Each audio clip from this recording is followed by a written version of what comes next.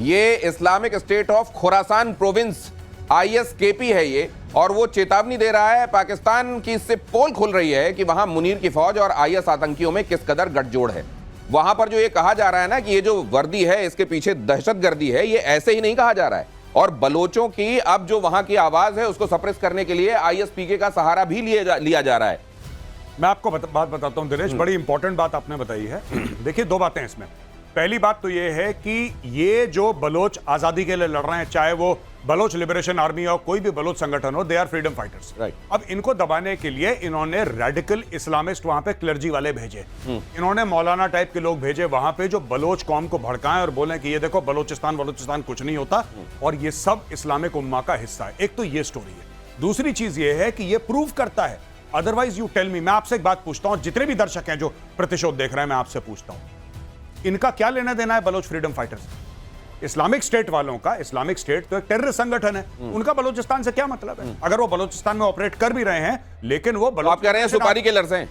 हाँ जी, ये सुपारी किलर्स हैं 100%। They are being funded and they are being controlled by the Pakistan army. Pakistan army, al Qaeda, भाई ओसामा बिन लादेन को पाला पाकिस्तानी फौज ने था।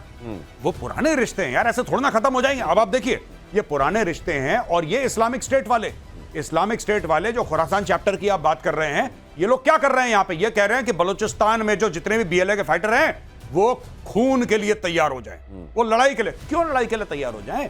बलोच फ्रीडम फाइटर ने तुम्हें बोला क्या है आज तक? तुमसे पंगा क्या है? तुमसे लड़ाई क्या है? ये सारा का सारा पाकिस्तानी फौज का मामला है सर, और कुछ नहीं। अहमद फराज की लिखी लाइन याद आ रही है मुझको, आतंकवादियों के लिए पहले से मरासिम ने सही, फिर भी कभी तो रस्मो रहे दहशत ही निभाने के लिए आप ये इस तरीके से बुला रहे हैं उनको। हाँ, मेरे साथ आ, ये सिर्फ दहशत गर्दी जानते हैं दिनेश, उसी से ये चलते रहे हैं। इसको काउंटर करने के लिए भी दहशत गर्द लाए हैं। कोई फ्रीडम फाइटर को चलने नहीं देंगे, ये सिर्फ दहशत गर्दी से काम करें। क्यों नहीं आती पाकिस्तान? वो वाली बात है करने के लिए, ये वो वाली बात है कि किसी से पूछा गया कि ये बताइए कि आप खाना खाने से पहले क्या खाते हैं, मतलब खाने की शुरुआत करने के लिए। उसने 3 कोर्स मील की बात कर रहे थे, वो बोले उसके पराठे खाता हूँ। बोले बीच में क्या खाते हैं? बोले पराठे, और डेजर्ट में पराठे खा लेता हूं। ये इनका यही हाल है, इधर दहशतगर्दी, उधर दहशतगर्दी, और इसके बाद दहशतगर्दी। अमेरिका की डिफेंस इंटेलिजेंस एजेंसी का खुलासा, अपना परमाणु जखीरा अपग्रेड कर रहा है पाकिस्तान।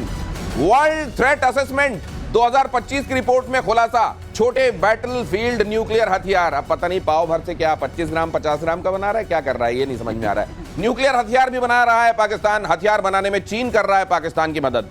तो ये देखिए, कौन बना रहा है? पाकिस्तान। मदद कौन कर रहा है? चीन। PL-15 देख लिया आपने, उनके चेंगड़ू फाइटर्स देख लिए। उसके बाद अब क्या कहा जा रहा है कि ये बनाएगा हथियार, मॉडर्न कर रहा है, बनाने में मदद कौन कर रहा है? चीन। क्या बात है। ये जो सिनर्जी है, ये जो करेला ऊपर नीम चढ़ा है, ये वाली सिनर्जी, इस सिनर्जी को हम लोग देख चुके हैं। इसलिए हम थोड़े से, मतलब ठीक है, ये क्या कहीं ऐसा तो नहीं है कि अमेरिका भी चाइना को एक तरीके से प्रेशर में लेने के लिए बता रहा हो कि वो मॉडर्न कर रहा है, तुम उसकी मदद कर रहे हो? कहीं ऐसा तो नहीं है ये? खैर, ये तो शायद नहीं होगा, लेकिन हो भी सकता है। आजकल कुछ भी हो सकता है, क्योंकि मुनीर अगर फील्ड मार्शल बन सकता है तो कोई कुछ भी कर सकता है। तो ये जो होते हैं सर, जैसे हमको मालूम है tactical nuclear weapon, strategic nuclear weapon, बड़े इलाके में तबाही स्ट्रेटेजिक, छोटे इलाके में तबाही टैक्टिकल, उससे भी ये बैटलफील्ड न्यूक्लियर हथियार क्या है सर? ये बैटलफील्ड न्यूक्लियर हथियार कई बार ऐसा होता है कि आप आर्टिलरी से भी इसको फायर कर देते हैं, या छोटे बैलिस्टिक मिसाइल से भी आप इनको फायर कर देते हैं, और अलग अलग किस्म के अलग अलग टारगेट के लिए। देखिए, जब टैक्टिकल है तो पाकिस्तान का ये असेसमेंट है कि टैक्टिकल न्यूक्लियर वेपन्स हम तब इस्तेमाल करेंगे जब भारतीय सेना पाकिस्तान के अंदर घुस जाएगी और हमें एग्जिस्टेंशियल थ्रेट होगा। क्योंकि पाकिस्तान का यह मानना है कि टैक्टिकल न्यूक्लियर वेपन्स तब इस्तेमाल होंगे, यानी कि अपनी ही जमीन पे, यानी पाकिस्तान जब ठोकेगा टैक्टिकल न्यूक्स तो अपनी जमीन पे ठोकेगा, क्योंकि तब उनको एग्जिस्टेंशियल थ्रेट। ये पाकिस्तान की एक न्यूक्लियर फिलॉसफी की बात कर रहा हूं। That is what they are saying. But is it valid? ये बहुत ही खराब फिलॉसफी है, क्योंकि आप रेडिएशन अपने इलाके में करेंगे, टैक्टिकल से भी न्यूक्लियर होगा, रेडिएशन होगा। तो खास बात ये कहना क्या चाहते हैं, टैक्टिकल का मतलब है कि हम उसका रेडियस कम रखेंगे जो डिस्ट्रक्शन वाला है। TNT जो उसकी होती है, वो जो इंडेक्स होगा वो बहुत कम होगा। ये टैक्टिकल का मतलब है। तो मतलब उसकी जो उसकी मारक क्षमता है वो कम होगी। मारक क्षमता कम होगी, पाव तो क्या इसको हमेशा टीएनटी के उससे ही मेजर करते हैं क्या? ट्राई नाइट्रोटोलुइन के स्केल पे ही मेजर करते हैं? स्केल पे मेजर करते हैं, according to so many tons of TNT. अच्छा अच्छा, अकॉर्डिंग टू वो। तो मतलब ये देखिए कि अब वहां जो पाव वाले बताते थे ना, वहां 25 ग्राम 50 ग्राम इस तरह वाले बाट, हालांकि वो भी तौलने के ही काम आए, चवन्नी अठन्नी टाइप, वो भी सब्जी तौलने के काम आते होंगे पाव भर वाले। वो जैसे पत्थर आप कई जगह देखते हैं ना, बाट नहीं होते, पत्थर रख देते हैं सब्जी वाले, तो उनके पास बाट नहीं होता होगा तो इनके न्यूक्लियर रख देते होंगे। अब वो 25-50 ग्राम के भी मौजूद है, मतलब अब जीरा सौंफ धनिया भी तुल जाया करेगा। इसको हम लोग कहते हैं दिनेश, इसको हम लोग डर्टी वॉर बोलते हैं। It is not called nuclear war, it's a dirty war, because आप जानबूझ के एनवायरमेंट को डर्टी कर रहे हैं, रेडिएशन डर्टी कर रहे हैं। तो ये डर्टी वॉर जो है बहुत डेंजरस मानी जाती है। नहीं, ये जो टैक्टिकल आप कह रहे हैं, ये डर्टी एक तरीके का लीकेज आपने कर दिया, थोड़ा सा एक्सप्लोजन हुआ, लेकिन रेडिएशन का लीकेज बहुत होगा, उससे डैमेजेस बहुत होते हैं। तो ये भी कोई मतलब this is against the normal set rules of the international war fighting. ये कन्वेंशनल वॉर में नहीं आएगा। अगर ये करते हैं तो जो हमारी नीति है नो फर्स्ट यूज, उसके बाद हम इसके लिए खुल जाएंगे कि हम जो भी करना चाहें कर सकते हैं। तो मतलब आप ये कह रहे हैं कि अगर 25 ग्राम का कहीं हो भी गया तो हम उसके बाद हमारे हाथ खुल जाएंगे, फिर 2 किलो 10 किलो क्या करना है वो हम देखेंगे। वो हम देखेंगे। तो लेकिन ये सर अब बढ़िया हो गया, ये जो किराना हिल की बात हो रही थी, किराना तौलने के लिए यही 25-50 ग्राम वाले कई बार इस्तेमाल होते हैं, अब ये बना रहे हैं। अगली खबर देखिए, स्मार्ट एयर डिफेंस सिस्टम का ब्लूप्रिंट भारत ने रेडी कर दिया है। नया एयर डिफेंस सिस्टम 200 ड्रोन को एक साथ टपका देगा। नए एडीएस में नॉन रोटेटिंग आईसा रेडार है। ये आईसा और पैसा क्या होता है, ये अभी एयर मार्शल आपको बताएंगे। ये active array, electronically active array something होता है, आप बताइएगा अभी। रेडार जो है 360 डिग्री यानी आयरन डोम की तरह घूमकर काम करेगा। बताइए सर कैसे करेगा? तो देखिए, आईसा और पीसा होता है पैसिव इलेक्ट्रॉनिकली स्कैन्ड अरे रेडार, और आईसा होता है एक्टिव इलेक्ट्रॉनिकली स्कैन्ड अरे। सर हमको तो ये चेकोस्लोवाकिया की स्पेलिंग लग रही है, आसान शब्दों में समझा दी। तो आसान शब्दों में यह है कि पहले हम क्या करते थे, एंटेना को घुमाते थे, और घुमाने के बाद एंटेना से हम हर जगह की तस्वीर लेते थे। अच्छा, ये घूम रहा है एंटीना और तस्वीर सब जगह के ले रहे हैं, ठीक। लेकिन अब एंटेना को घुमाना नहीं है, अच्छा, एक जगह फिक्स, वो अपने आप स्कैन कर रहा है और बहुत धीमे एंटेना घूमता है। तो स्कैन करने की जो स्पीड है बहुत बढ़ गई है। इसका मतलब जो सामने जहाज आ रहा है या जो ड्रोन आ रहा है उसको हम कई बार स्कैन कर सकते हैं। तो अगर हाई स्पीड पे भी हुआ तब भी हम उसको ट्रैक कर सकते हैं, बहुत हाई स्पीड पे हुआ तब भी ट्रैक कर सकते हैं। अच्छा, सबसे बड़ा आप देखिए, देखने में तो पैसा से ज्यादा एडवांस आईसा है। आईसा है, और आईसा क्या होता है, वो हर एयरक्राफ्ट में लगा होता है। पीसा नॉर्मली स्टैटिक होता है, जमीन पे होता है। अच्छा, मतलब ग्राउंड रेडार में आता है, वो एयरबोर्न रेडार में आता है। Okay, mostly. तो ये जो हम तैयार कर रहे हैं सर, इससे वो जो टिड्डी दल आता है एक साथ, जो टिड्डी दल, अब टिड्डी दल की बात सुनिए। टिड्डी दल को मारने के कई तरीके निकाले गए हैं। एक तरीका जो है सॉफ्ट किल, जिसको हम बोलते हैं कि हम इलेक्ट्रॉनिक वॉरफेयर से उसको किल करेंगे। दूसरा एक ईएमपी कहलाता है, इलेक्ट्रोमैग्नेटिक पल्स से हम उसको गिराएंगे। और तीसरा कहलाता है कि हम लेजर से उसको गिराएंगे, डायरेक्टेड एनर्जी। वो सॉफ्ट किल में नहीं आएगा, हार्ड किल में आएगा। लेकिन एक हमारे पास और अच्छा तरीका है कि इनके ही इनकी तरफ भेज देंगे, जिसको जीपीएस स्पूफिंग कहते हैं। अच्छा, उसका डायरेक्शन तेरा तुझको अर्पण। तो तेरे को कौन सा खाना है, थप्पड़ खाना है, लात जूता, किसमें खुश होगा तू वो बता दे, और नहीं तो तेरा ही वाला तेरी तरफ घुमा देते हैं। yes. मेजर साहब, जब मैं इस तरह की बात करता हूं, मेजर साहब को ये वाली लैंग्वेज थोड़ा सा और बढ़िया लगती है पाकिस्तान के संदर्भ में। एचएएल ने तैयार किया है CATS warrior, unmanned combat aerial vehicle है ये CATS warrior. New generation warfare के लिए अल्ट्रा मॉडर्न डिजाइन है इसकी। ये क्या है सर? सो सी आप यूएवी की जब बात होती है, अल्ट्रा मॉडर्न जब हम यूएवी की बात करते हैं, इसका मतलब एआई ड्रिवन है। एआई के से एक फायदा क्या होता है कि जो मैंने एक बार बात की थी कि आप देखेंगे, सोचेंगे, समझेंगे, फिर उसके बाद सोचेंगे, फिर मारेंगे। ये वाला काम एआई बहुत फास्ट कर सकता है, मिली सेकंड्स में कर सकता है। ये तो सर, ये जो पहले कैट का मतलब है, you looking like a cat, cool American something cat है। नहीं, ये तो ये वाला कौन सा कैट है सर? आप सर से ये पूछिए लॉयल विंगमैन कॉन्सेप्ट, सर आपको ये बता देंगे। सर आप एक बार जरा ऑडियंस को लॉयल विंगमैन का बताइए, जो 6th जनरेशन में है, कि एक एयरक्राफ्ट चल रहा है और उसके आसपास इतने चल रहे हैं विदाउट पायलट्स।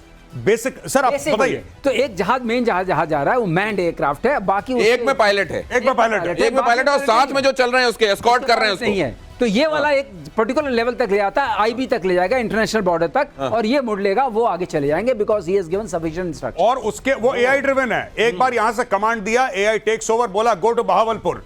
तो वो जो सुखोई है, फॉर एग्जांपल, वो जो सुखोई है उसके अंदर ब्रह्मोस लगे हैं, सारे हार्ड पॉइंट्स हैं, इट गोज टू बहावलपुर। ठीक है। अच्छा, अगर वो गिर भी जाता है, बाय द वे, अगर पाकिस्तान उसको गिरा भी देता है, तो क्या हुआ, हमें कौन सा लोन लेके खरीदने हैं, हमारे पास 50 और हैं। तो वो चला जाता है, बेसिकली पायलट को बचाना है। तो लॉयल विंगमैन कॉन्सेप्ट है कि एक हब हो गया, बाकी स्पोक हो गए, एक पायलटेड एयरक्राफ्ट है। ये जो आपने अभी ड्रोन के बारे में बताया ना यहाँ पे, आप जो ड्रोन के बारे में अभी आपने ब्रेकिंग न्यूज दी, मुझे जैसे ही मैंने देखा इसको, मैंने बोला कि सर आप जरा सबको बताइए लॉयल विंगमैन कॉन्सेप्ट क्या है।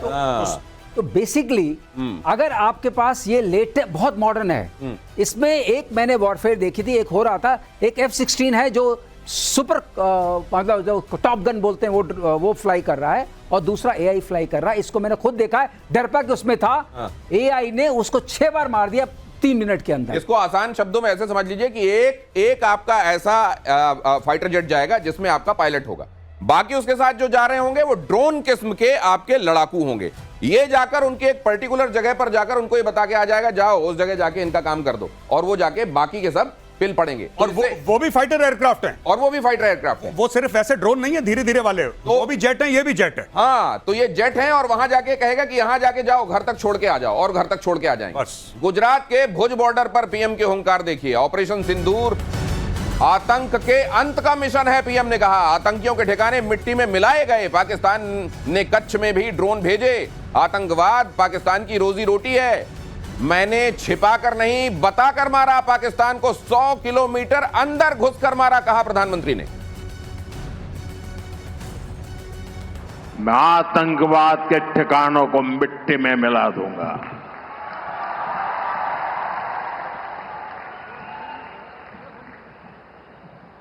पंद्रह दिन तक हमने इंतजार किया,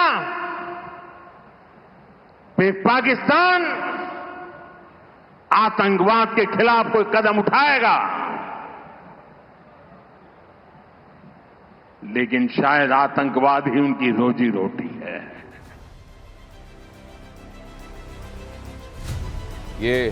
ये सच्चाई है कि जीवन चलाने के लिए आप अच्छे काम करते हैं, वहां जीवन ही ऐसे चल रहा है। उनका रीजन रेटरे, उनकी रोजी रोटी ये है। और इसीलिए मेजर गौरव आर्य कई बार कहते हैं, जब प्रधानमंत्री इस तरह की बातें यहां से कहते हैं ना, ये किसी मिसाइल से ज्यादा असर करती हैं वहां जाकर। और फिर एक बार मेजर साहब ने बताया था कि वहां आर्मी की यूनिफॉर्म का रंग खाकी क्यों है? क्योंकि उसमें कैमोफ्लैज हो जाता है और पता नहीं चलता है अगर कुछ गड़बड़ हो जाए तो। और प्रधानमंत्री जब इस तरह की बातें कहते हैं तो वहां ये खाकी रंग बहुत काम आता है। सुना है कि फील्ड मार्शल एक बार फिर शुक्र कर रहे हैं कि हमारी वर्दी का रंग खाकी है। अगली खबर देखिए कि गुजरात के दाहोद की रैली में पीएम पाकिस्तान पर बरसे। आतंक के खिलाफ भारत चुप नहीं रहेगा। पहलगाम हमले की तस्वीर देखकर खून खौलता है। हमारे शूरवीरों का पराक्रम दुनिया ने देखा। आतंकियों के 9 ठिकाने हमने तबाह किए, प्रधानमंत्री नरेंद्र मोदी ने कहा। सर, हम ये बाइट सुन ले जरा जो प्रधानमंत्री ने कहा, उसके बाद एक बड़ा महत्वपूर्ण सवाल है आपसे पूछना। जम्मू कश्मीर के पहलगाम में आतंकवादियों ने जो कुछ किया, क्या भारत चुप बैठ सकता है? क्या मोदी चुप बैठ सकता है? जब कोई हमारी बहनों के सिंदूर को मिटाएगा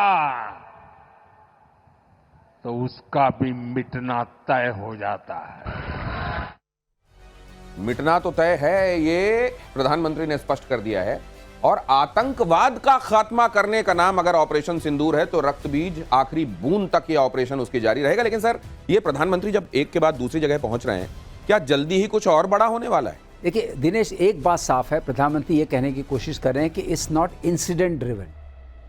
एक इंसिडेंट से मतलब नहीं है, नी जर्क वाला नहीं है। ये नी जर्क वाला नहीं कि आपने एक इंसिडेंट किया तो मैंने उसका रिस्पॉन्ड किया।